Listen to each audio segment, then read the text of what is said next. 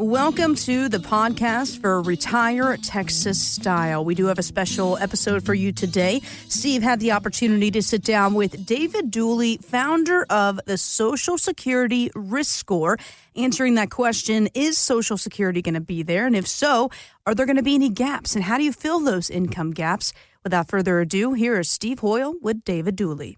Well, hello, Mr. Duley. Great to see you again. How are you, my friend? Good seeing you. I'm doing fantastic. It's kind of 2024 and a little rocky out there. It is. It's going to be an interesting year for sure. A lot of chatter about what's going on in the world. Yeah, it's crazy, isn't it? You know, I'm starting my 35th year at Hoyle Financial, having this firm, doing financial planning for our clients and retirement planning and income planning. And what I find so interesting is people come to see me and say, oh, I'm 62, so I turned my Social Security on. Was that a mistake? Yeah, sometimes depending. I mean, it's a very individual decision, and it can have massive lifetime consequences, hundreds of thousands, if not $1 million, depending on some of the things that they're talking about in the future. Well, it's interesting. You know, people are still working, so they turn their Social Security on at 62, and when they file their taxes in a year, they realize the clawback. They're going to give Uncle Sam 2/3 of that money they took back. And, you know, there's a real sweet spot. But, you know, between 62 and age 70, that 8% roll up, you know, with inflation lately at 9.5%, you're going to need that income on your side, correct? 100%. And it's really one of the only income sources that has that cost of living adjustment. It's part of the mandate of the program. And so the longer you can delay it, in almost every case, it's something like 98.2% of the time, it makes sense to delay as long as possible. How did you become so passionate about Social Security? What does that look like?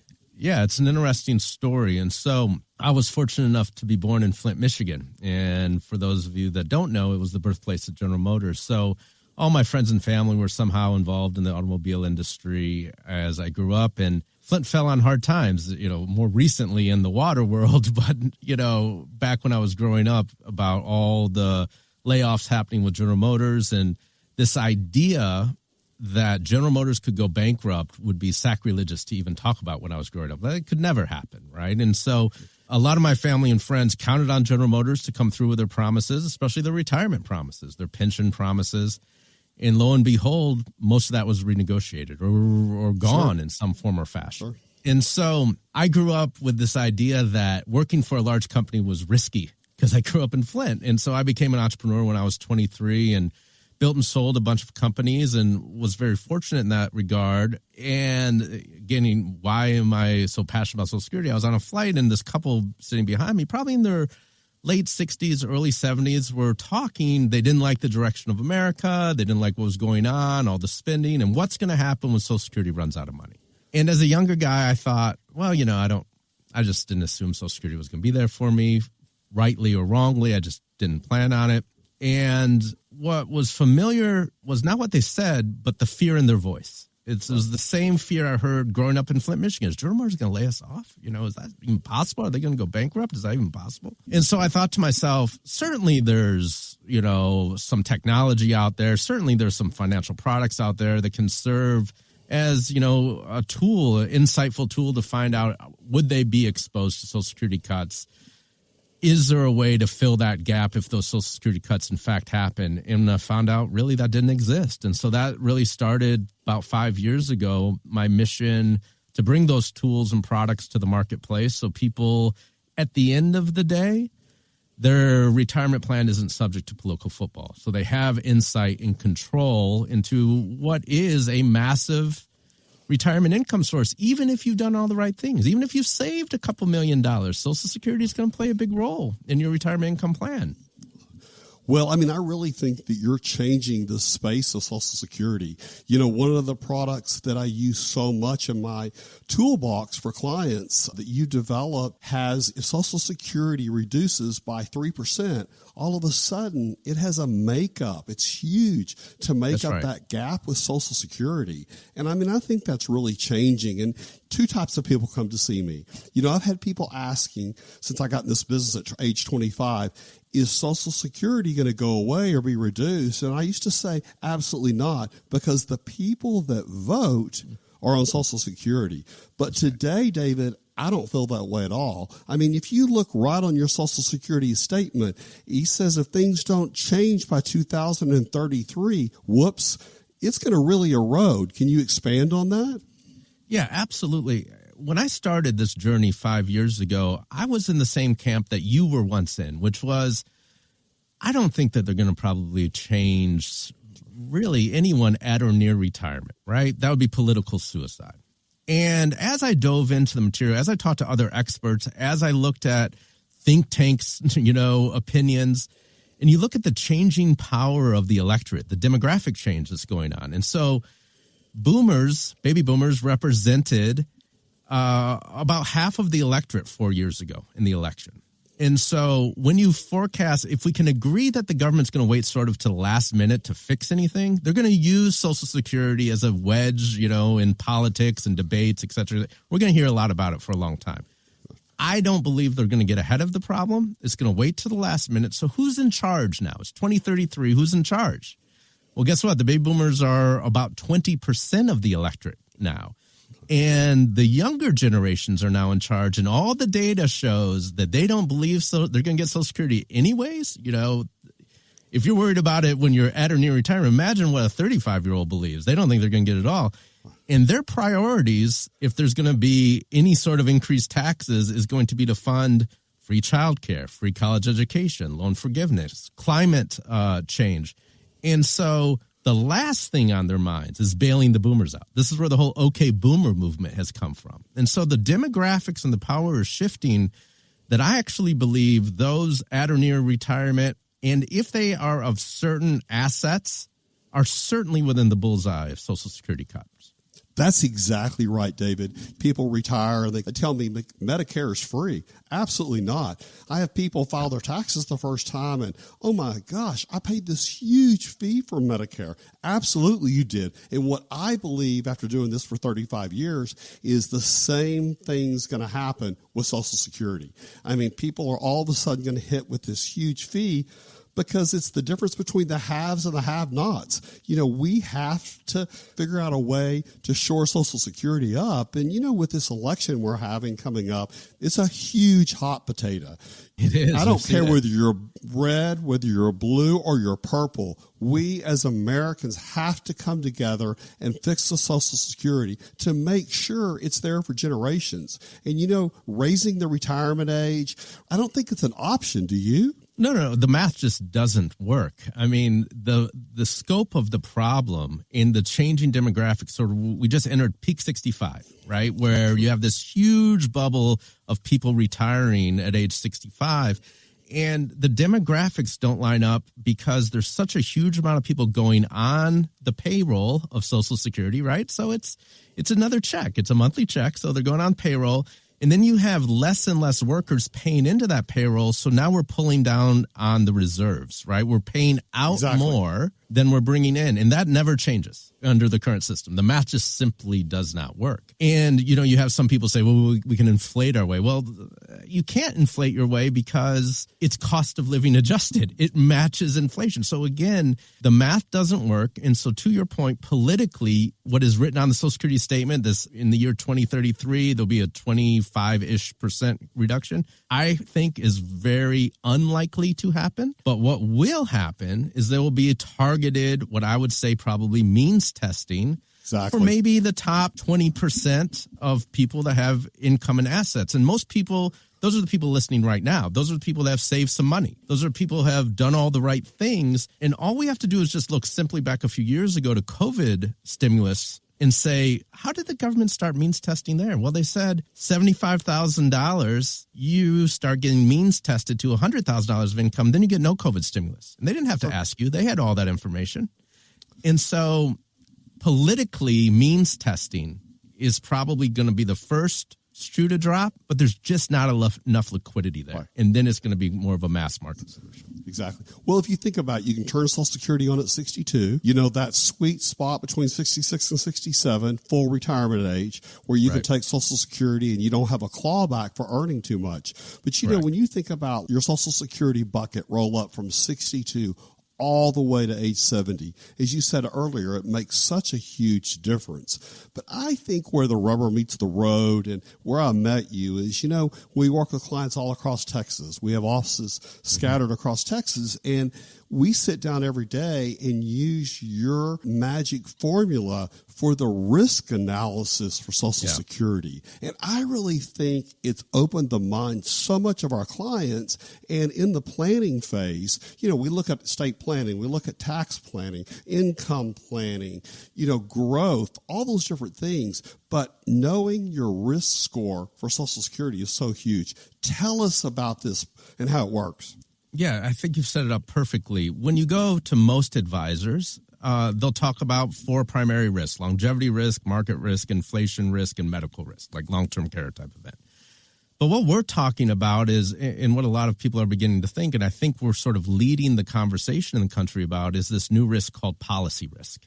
What happens when the rules change on the government level or institutional level? And how do I measure my unique set of circumstances, my age, my assets, what I believe my longevity might be, my health, and get diagnosed to say, is this a risk I need to worry about based on some of the ideas to quote unquote fix Social Security? So I always say, mind you, Social Security will be fixed one way or the other. And the question is, are you going to be affected by the fix? And so that's what this tool does for the first time ever. And you're one of the first people to have this tool that allows you to go in and get that blood test, that diagnosis to say, is this something, Mr. and Mrs. Smith, that you need to worry about? If so, let me put a plan in place to help shore up what is your quote unquote guaranteed income, because Social Security ain't so guaranteed anymore, we're learning. Is there other income solutions we can talk about? And then at the end of the day, my job as an advisor, right, is you saying this is, look, we want to make sure your retirement income plan isn't subject to political football. That's what it's all about. Give us an example of the difference it makes. It's the Social Security risk score. And what happens is people, like almost a credit score, are able to take this quiz, and then inside the quiz, your results, you'll be able to see your risk factors, just sort of like your risk factors on your credit score. So here's, based on your answers, some of the 3 top things you need to pay attention to, worry about. So if you hear these words out of Washington, D.C., like means testing, here's where you fall in from where you are from an income or asset level. So here's where they might be targeting you. Here's what has happened in the past. Here's how you were affected by that. And so like a credit report, it's something that needs to be updated once a year because the rules change, the math changes once a year. But it gives us insights that have never existed before to talk intelligently about this risk so we can plan appropriately about this risk. Well, I think that it's such an incredible tool. And our clients, it's been a wake-up call. The fear of running out of money is so important, but most of all, the fear of running out of income to get through life. And, we do so much planning with people to make sure that they have an income strategy that they can outlive, but also making sure their spouse doesn't run out of money. But all of a sudden, if their Social Security is reduced by a third, we need a catch-up plan to take care of that gap. And I really think that's what we're really studying here. If Social Security changes, how do we fix the gap? You're 100% right. And we are in the planning horizon, right? Like you said, you've talked about it maybe since day one. What's going to happen with Social Security? And we're within that 10-year planning horizon now. And so we can do things now. We can reallocate resources now to make sure that we have a port in a storm in case something happens. And really, that's simply what it's all about. How do we mitigate risk? There's no insurance that I have that I want to use today. Right. I don't want to use my car insurance. I certainly don't want to use my life insurance. I prefer not to use my medical insurance. But I like the peace of mind that they offer because then I don't have to worry about every day those risks. And so this new policy risk is real. You hear about it in the debate stage. You hear about it on the media all the time. Let's put a plan together so you don't have to worry about it.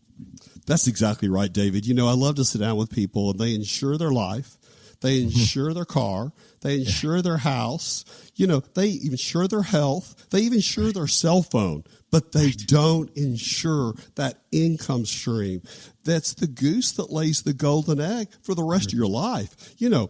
we can make sure that you don't run out of income, but we can't make sure that you don't run out of money. So we can partner together and sit down with our clients and make sure that that income is safe. So often people are taking all this risk so they can grow their money. But what they don't realize is to work with us with an income strategy. I find, I turned 60 this year, and I started when I was 25. It's my 35th year. And what I find so often is people are looking for that target number, how much you have saved. It's not that. It's how much income you can generate each and every month. So when you think about Social Security being a part of that, a huge part of that, right. As you said when we were talking a couple of weeks ago, it can make up to $1.5 million difference That's right. in retirement. Frankly, if you have $2.5 million or less of retirement savings, Social Security is going to play a major role. And let me just give you a simple math equation. Say you have $1 million and you want to live off of $80,000 a year in retirement. A 4% withdrawal rate on that million is $40,000. And you probably have done the right things. You're probably a mid to high earner. And so your Social Security benefit could be $3,000 a month. Your spouse's could be $2,000 a month. So now all of a sudden, Social Security represents $60,000 a year of your retirement income plan. And a 25% reduction is a kick in the guts, there. And so how do we shore that risk up? Absolutely. I also think it's interesting when we think about Social Security and people come to me all the time and say, I'm going to get this much money. I'm going to get $3,800 a month, but it's not taxable. Oh, yes, it is. Oh, yeah. When we work backwards with people and think about a Roth conversion to get so much of their income tax-free, we can even make it where their Social Security is not taxable. It's 25% about the numbers, but 75% about the emotions. But we've got to emotionally fix that to make the numbers work. So when we get the taxes figured out, everybody says we have the highest tax rates ever. I beg to differ. I don't care if you're red or blue or purple, but I'm going to tell you, if the Trump tax package is not renewed in 2026, you think about huge runaway taxes and you think about a reduction of Social Security. I mean, half of Americans would be working at the local Dollar General or Walmart or in the service bay of a General Motors dealership. I mean, seriously, if these things happen and you haven't planned for them, did you fail to plan or plan to fail? Hit spot on. We're in this unique time right now where we have an opportunity to do something about it. I always liken it like if I wanted to run a marathon, if I wait to the week before to train, I'm going to be in trouble. And so at least when it comes to what is the largest annuity that has ever existed in the history of mankind, Social Security, and we see that is being telegraphed by the government that this is going to have mathematical problems come up, we can take some action now. So, again, we're not subject to whatever happens out of Washington, D.C., and how that might affect my standard of living in retirement. Each and every day in our practice, we use the Social Security risk score. And, give us a call at Hoyle Financial. Let's figure out what your real risk score is, and then let's put the rest of the puzzle together. Having a plan, working a plan, and that added peace of mind you get knowing no matter what happens, we've got it figured out. So I really appreciate your time today. I just think that, knowing what's going to happen with policy out there is a huge risk. But you know what? We can fix that and have a plan no matter what happens. Yes, sir. And making sure that we have that data, that data is updated, and that you're paying attention to it, I think is going to bring a lot of peace of mind. Absolutely, David. What I love to say is the numbers never lie. Thank you so much for your time today, David. Look forward to talking to you soon. Have a great day. If you would like to sit down with Steve personally and put together your very own and customized Social Security risk score report, very simple and complimentary to our listeners, check out the website, retiretexasstyle.com. You'll see where you can contact Steve in his office and set up your very own appointment again for your Social Security risk score. Hoyle Financial is not affiliated with nor endorsed by the Social Security Administration or any other government agency and does not provide legal or tax advice. Please consult with your attorney, accountant, and/or tax advisor for advice concerning your particular circumstances. Annuity guarantees rely solely on the financial strength and claims-paying ability of the issuing insurance company. Bonus annuities may include higher surrender charges, longer surrender charge periods, lower caps, higher spreads, or other restrictions that are not included in similar annuities that do not offer a premium bonus feature. Read your contract for restrictions, limitations, or penalties. By contacting us, you may be provided with information about insurance and annuity products offered through Hoyle Financial Group, Texas Insurance License 1719183.